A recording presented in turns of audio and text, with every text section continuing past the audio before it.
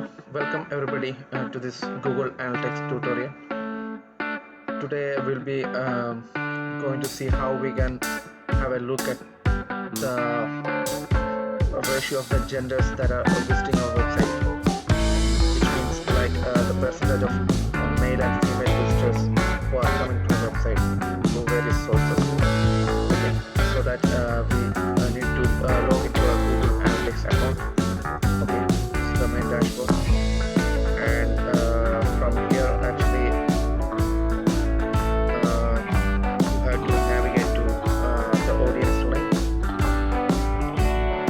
Okay, there are a lot of sublinks under this audience section. From here actually you need to click on the demographics link over here. Okay, and it again has three sublinks under it: overview, age, and gender. So we need to click on the gender. Click on that. Yeah. So if you scroll down, actually we can see the segregation of the gender when it comes to the visitors coming to the website.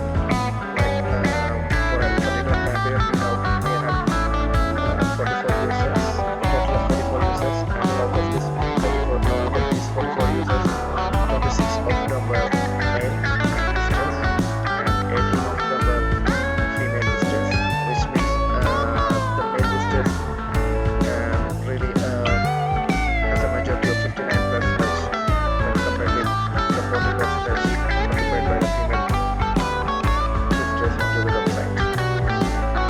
So this report will be helpful for you when you are actually marketing a particular product that targeting is particular gender. Okay, so this is one report that you should not ignore. It has to be taken into consideration while taking various marketing decisions for your website. Okay, so that's all for today from my side. So I hope that you have learned how to find out the gender segregation of the visitors coming to your website.